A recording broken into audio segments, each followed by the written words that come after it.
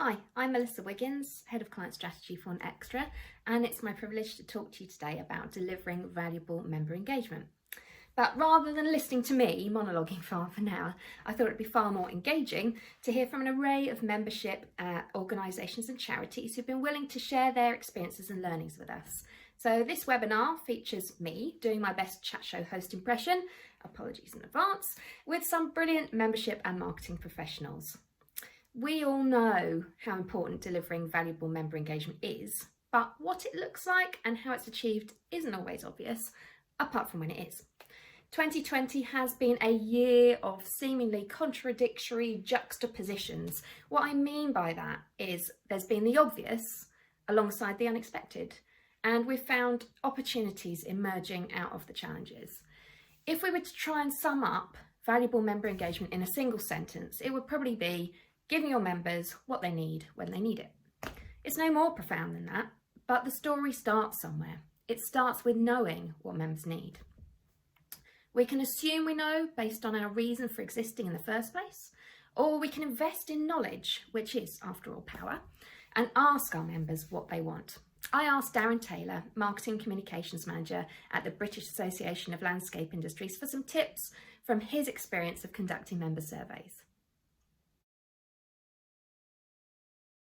I think with surveys, we've learned the hard way, I think, again, like many people over the years, and we've kind of hopefully fine-tuned it a little bit now. So we do get sort of an average of about 20-30% and response rate, which is pretty good for the size of our business. And the way we do that is we use tools like SurveyMonkey. That's a platform we have used in the past and we do use currently, and that's quite good at telling you what the estimation of completion rate is. So we do take that seriously, and we take their advice on what type of question formats, so how the question's written. More importantly, how easy is it for the respondent to answer that question? That's a huge one. A lot of people miss that. And the overall design of it for mobile, again, another thing that people miss. So a lot of people design surveys on desktop and don't consider the benefits, the implications on different screen sizes. And of course, if you think a survey is long on desktop, you wait to see it on mobile. So that's something, it sounds simple, but so many people don't consider that. And then I think the final thing for us is obviously the length of the survey, and breaking that down into bite-sized sections. One thing we are looking to do in the future is actually, rather than do one big annual survey year, we're going to do 1 or 2 questions a month. So we're going to do sort of more instantaneous response questions rather than have this whole, sit down for 20 minutes and answer these questions. Barley are also dedicated to adding value to membership through providing opportunities, and are really good at playing back the value of membership to members using tools such as their member dashboard, which enables members to keep tabs on the amount of times their profile has been displayed in search results. I asked Darren to talk to us a little bit about the value of opportunities. Yeah, I think it's about the visibility for them as a brand, and the only way they get that in an industry where we're quite a small industry in the grand scheme of the sectors in the UK. Although the footprint, the contribution is huge. It's £24 billion to the GDP in 2018, so it's a significant sector. And landscape services, which is a portion of that. So you could, when I mean landscape services, so garden design, landscaping, as you know, equates to about 11.5 billion of that 24 billion. So it's a good portion. Now, those businesses come to us looking for advice on who else they can contact and meet and network. So as an opportunity for them to grow and expand their business through contacts, and they use Barley as ways of doing that. So they've got you've got a member directory, haven't you, where they have profiles and they can add information, testimonials and portfolio content. I saw that you ran some training to help people to optimize their profiles. How successful was that? Yeah, that was good. So we get a lot of questions asking about, how do we add, as you say, Melissa, a testimonial? How do we link our member profile to an event or a news item? Or how do we add even things like meet the team or accreditations? So we thought, rather than answering each point separately, which was quite time prohibitive for both parties, we did record the webinar. And it's funny because up till this year, we used to do probably about 5 webinars a year, I would say, but this year we've done 50 plus. So it's almost tenfold in the amount that we've done. And that one particular webinar you mentioned was very successful in the fact that it's reduced the amount of calls into the business, which frees us up then to help members in other areas. because people are they're almost self-teaching themselves, which is what we kind of want them to do. We want it to be a self-efficient association rather than a sort of reliance on us as a team. Yeah, that's brilliant. And so what kind of tools and techniques are you looking at, have you seen that have added value to that engagement and that you're looking to use moving forwards? I think for us, so the kind of digital communication, you know, we used to have reliance on physical events, which I think a portion of the membership has missed and will continue to miss. And there are various team members within Barley that can't wait to get back out there in the field, as it were. But I think we will always now, regardless of whether we continue as in the way that we are from a digital perspective, so 80-90% of our business is now conducted online, if not more, and that I think will maintain. So I think what we'll end up doing is, with our regional events and our member events, I could imagine we will probably have maybe not quite as many as 50 a year when we start moving out of COVID, but I think 30 webinars, 30 webinars a year will become the standard for us. So I think webinars would become the standard. The other area, of course, that we are looking to grow in is SMS. Now, it's an area that not many people really utilize these days. You could argue a little bit old-fashioned, but in terms of our membership, when we've sort of surveyed them in the past, we mentioned earlier in the interview that the best way of getting them out there on the tools in the field and actually send them a text, because actually a very short worded text with a link to an event that they can reserve a place on without having to go through the whole booking process, so they get to confirm their place within seconds. That's where we need to be. So we've identified that through this process. So we've gone through this year, and I think out of all the things we've learned, it's all about speed and efficiency through that communication. They don't have time to read our communication, so we've got to make it as simple as possible. For the optimists amongst us, we choose to believe that we are coming through this difficult season, and the stormy skies we've been navigating just might have some silver linings. I took the opportunity to ask Tori, Priestley, Marketing Director at the National Hair and Beauty Federation, about their experiences this year and how they've been able to take a proactive approach, not only to representing their members, but also the industry at large. Social media has grown up beyond what we would have anticipated for this year. Instagram, we started off 5,500 followers. I think this weekend, after the latest news from the Prime Minister, we have now hit 72,000 followers on Instagram. And Facebook, I think we grew from 14,000 followers, and we're now on about 85,000 likes on Facebook. And that comes with the shares, the comments. That's not just people who have clicked like on our page. They are posting comments, they are sharing our posts, and and direct messaging us as well. So I've seen pretty consistently that you've had posts that are getting like 900 likes and 200 comments and stuff like that. And I saw one the other day that had 1,800 likes and 550 odd comments. I mean, that's pretty unprecedented engagement, isn't it? Oh, yeah, it's nothing that we would have ever expected before. And obviously, this is not the way we would have liked to have got these followers. Obviously, it would have been great to have sourced these without a global pandemic.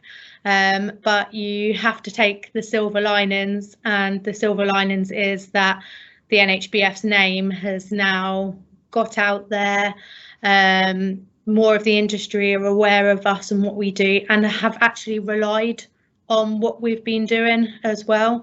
Our statements, I think I'd been explained to as a lifeline to someone the other day, of that they don't know where they would have been without just being able to log in and know that we would have provided the latest information to what has happened, or what is happening, or what is planning on going to be happening. So 85,000 followers on Facebook. That sounds like it might be more than your current membership. Oh, yeah. So we started off at about 5,500 members the end of February. During this time, that has grown. We've probably got now 1,800 new members since the pandemic started for us. How about translating that, engagement from non-members into converting them into membership?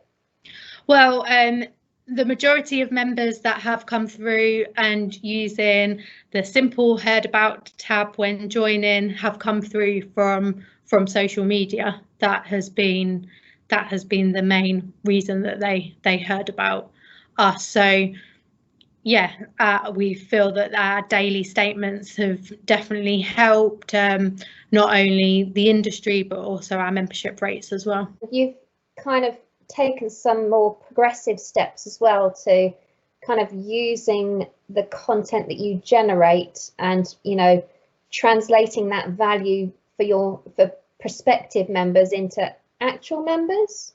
Yeah, so we do a lot of bespoke guides that are specific for members, and they're predominantly for members only. We do have blogs that are available to non-members as well, but we done a specific guide for translating the guidelines that were produced by the government and preparing businesses back into work. And so yeah, we came up with a guide, a back to business guide, which we put out, and actually it crashed the website, which no reflection on NetXtra at all. I don't think any of us could have predicted that we were going to have that amount of traffic come through. And the way that our system works is that they have to set up an account, which obviously is our CRM. So I think our CRM and our website couldn't have predicted the traffic that we had got, but we had got 33,000 downloads, I think, of that guide, and that has also generated probably about 25,000 new leads for us of people wanting to sign up to our non-member newsletter as well. So for future marketing of the NHBF and the services, that's obviously a great tool, an asset that we've got now as well from producing this free document, which we thought it was valuable to not only give to members, of course, but this turned into a bigger issue than just for our members. This was an industry issue, and we wanted to ensure that our members and the industry were going back as safely as possible, and we wanted the industry to remain open, so everyone having as much of the facts as possible of what they needed to know to be safe and do it right and comply with the guidelines was really important to us. We're looking forward to seeing more great engagement from NHBF as they launch their new member dashboard and app over the coming months, which is really aimed at making a relevant immediate connection. Another organisation to whom making a relevant immediate connection is really important is the Rail and Maritime Transport Workers Union. Last year, General Secretary Metcash asked us how they could reach out to young workers in a more relevant way. That discussion led to us developing and launching an app for RMT, which, in addition to aiding Mick's re-election campaign, has also had a massive impact on their member engagement. They had 5,000 member downloads in the initial week of launch. They have 80,000 members for context, and they've seen 132% increase in subscribers to their newsletter and 4 times the number of people visiting their online joining pages, which has been somewhat of an unexpected but happy outcome. They're using the app to generate a sense of immediacy around their engagement with push notifications, mobilising members to support campaigns and take action. The pandemic has pushed membership organisations to make more relevant immediate connections with members, which is setting behaviour for the long term. The Royal College of Veterinary Surgeons uphold and advance the educational, ethical and clinical standards of the veterinary profession, so the support their members have expected of them this year has been significant in terms of providing timely, relevant guidance. Their Senior Communications Officer, Christine James, took some time to talk to me about that and how social media has changed the way they engage significantly. So have you had people kind of constantly monitoring social media so that you could make sure that you were responding more quickly? Is that something you were doing before or something you've done as a response? Yeah, we were doing that on a daily basis, so it was constantly being monitored so we could see the types of discussions that were taking place, the responses to our posts, to see whether there were questions that we hadn't yet answered and new material that we that would be useful to put together to kind of address any concerns that members had. So yeah, we were constantly taking that on board and using that to form our future communications. That's a really brave and agile approach to comms for an organisation like RCVS. How have you found that? It's certainly been very challenging. It's been an extremely busy period for us all. Especially with everyone working from home. So we've had to adapt a lot of changes ourselves within the team. But I think we've really all pulled together to do the best that we can during this period. And I think we've certainly noticed that's paid dividends in terms of the member engagement that we've had and the way we've been able to get out important messages to our members.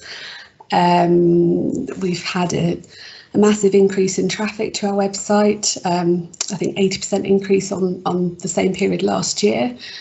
Our email communications have been really great as well. We've had a big increase on the open rate there, 15% in comparison to our usual comms. So I think the different methods that we've tried to connect with people have really worked, and because of the critical time that we're in, I think getting the right information out there is so important to enable our members to do the work that they need to do safely in the knowledge that they're doing the right thing. Celiac UK have also been working extremely hard to engage and support their diverse community of members, researchers, commercial partners, healthcare professionals, donors, fundraisers and volunteers in extreme circumstances this year. Annette Woolman, their Director of Membership and Services and Volunteering, talked to me a bit about how they've been using digital to do that. So our volunteers are remarkable, and what they like to do is be there in person for our community at local level, and they haven't been able to do that. So whilst the priority for us was making sure that they were kept safe this year, they have been wanting to continue supporting their community the best way that they can. So we've helped to mobilise them to be more digital. We've supported them through their social media platforms. We've also given them additional training and the capability to host virtual meetings, which is something that they're very capable of doing, but it's not their preferred way of interacting with their community. And also we've invested in some cyber-safe training because there's more of a demand for them to do things digitally. We wanted to make sure that they felt capable and they understood the security issues that can come into play. So as such, we're going to be bringing that into next year. We're looking at a new proposition anyway for our volunteers. And this has just helped streamline some of those ideas and seeing what is achievable and pushing that a bit beyond what we have now. I know some of the exciting plans because we're obviously involved in some of them. So like the kind of app side of things, do you want to talk to us a little bit more about the kind of strategy behind that and the kind of member engagement or audience engagement focus? Yep, so we have our gluten-free food checker app and our gluten-free on the move app. So one helps with shopping and food, and the other helps with eating out. And both apps are really valued within our community, so that's really positive. And now it's really about looking at the whole journey and experience. So as I said before about bringing in the non-member community, it's supporting that journey further through our app proposition, and whether or not we or how we include our volunteers and make it easier for them to engage with us through app development and also fundraising, but also using that broader community to hook them into the information that we provide. They may look at our website, but they may not use it regularly, but they may be looking more for an app to support for their information. So it's really looking at that broader community and developing our app proposition to really work for that experience. Yes, really nail down exactly what you want to achieve. For Celiac UK, as you've mentioned, we have a really broad community, so it's quite easy to get lost down different avenues about what you want to achieve with your proposition. It will take the whole organisation's input to really define what your priorities are for an app. So much can be done and delivered through an app. It's really exciting for an organisation to develop one, but really finalise your priorities, and then that should keep you on that pathway. But also work with a provider that understands what you want to achieve, and find a provider that is willing to challenge you on those priorities. That's what you really need to do, because you want to make the best experience for your community. You need that expertise. It's going to take investment, so you need to make sure it's the right investment.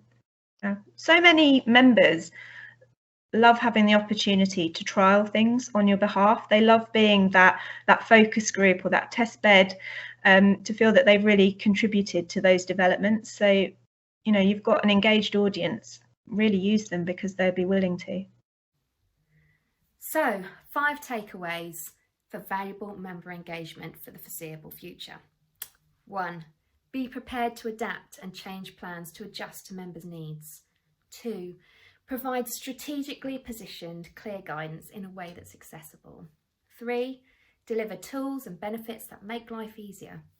4. Engage with real issues in real time and encourage members with good news stories and vision for the future. 5. Be where your audience are, even when that means supporting your organisation on the front line of social media. It pays off. So I'd like to take this opportunity to say a massive thank you to Annette, Christine, Darren and Tori for their contributions.